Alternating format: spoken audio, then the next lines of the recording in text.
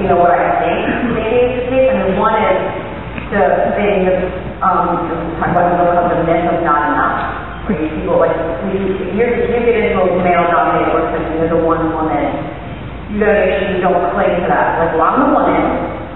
You gotta keep throwing rope down and making sure there are more women. Because I think we're somehow tricked into thinking that we're only in competition with each other for jobs, or in the book I talk about it in relation to the second city, and they would say, like, well, only enough parts for the girls if we have three of them. Like, well, you're making it up.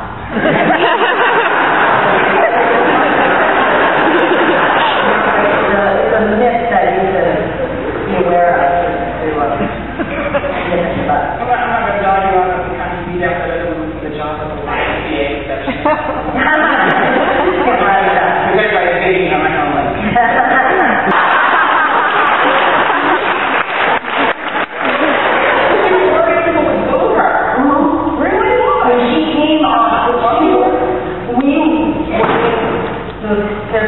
about 6 or 7 weeks in, and she called me and she wanted to come on and do a 2 with us.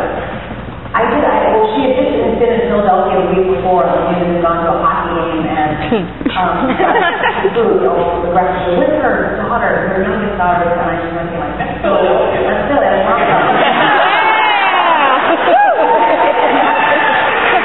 And I thought, well, surely she steps in front of me, super liberal Manhattan Studio 8 crowd. For sure, she will get food, and I just want to stand there and what do you do in that moment?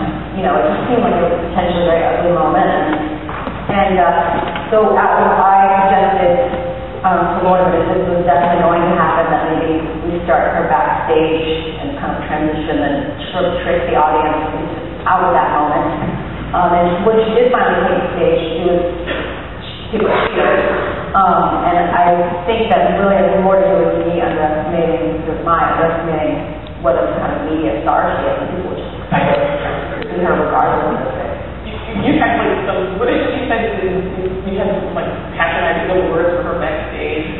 I did. I said, you know, chatted with her briefly throughout the show, and then I went up to her to say goodbye, and after the show, and I found myself being incredibly patronizing on everything that other people well, I was like, so you had a good time, right? And she said, oh yeah.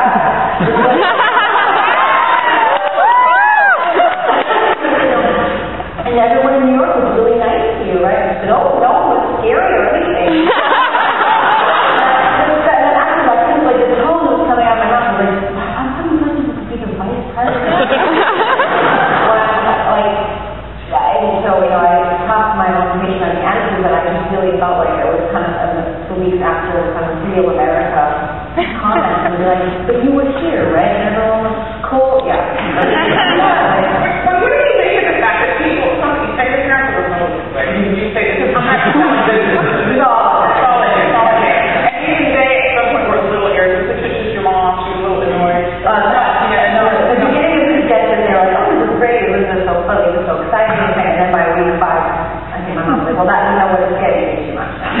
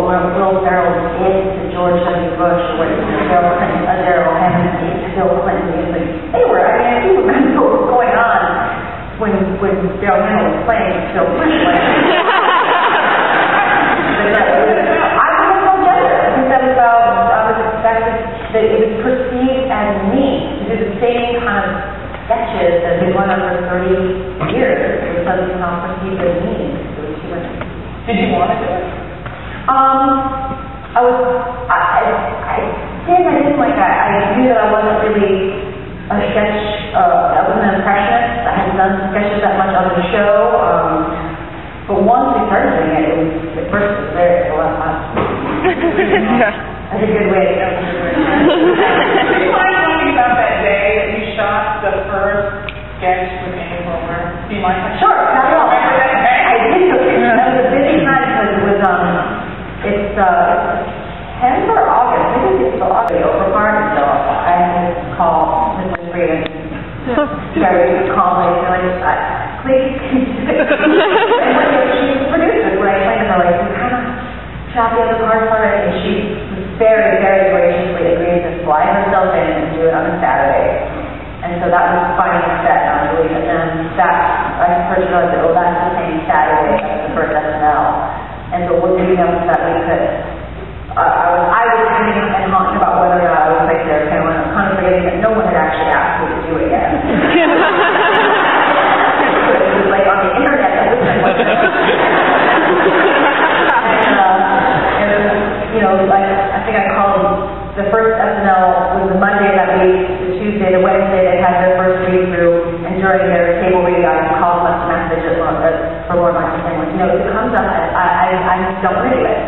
And so and then I went to do it, and then no one called me back. On Thursday, this is why I don't get worried when Alan calls me, because I'm saying wait. Tell me you don't want to do it, then somebody other. Thursday, one called late at the evening, says, Seth Lateef says, just come, tomorrow rehearse it, it's with Amy, and if you don't feel like it doesn't work, then someone else will do it. And so Friday night, I rehearsed with Amy, went okay. Saturday, I got up in the morning, at like 6:30 in the morning, shot with Oprah all day, and it was trying in the break shooting, I was looking on YouTube, trying to learn their voice. And at one point, Oprah was saying, you do this tonight? You need to tape it. I was like, when Oprah Winfrey is suggesting that you may have overextended it.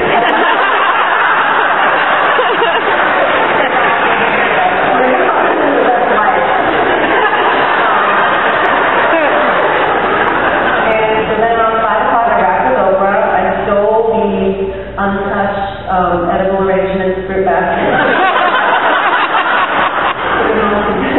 My daughter's third birthday.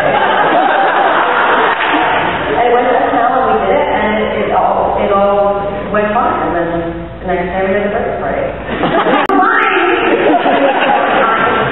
But then you still had, let's talk about that, your daughter's birthday party the next day. Pirate beer and all. Yes, I got like an entire cake. In place, you can't. I don't know what, I think it's a damn very steak. It all came together. You were pretty good, Harley. Yeah. It was like a 14-hour, what was it? Was 6 a.m. to 1 a.m.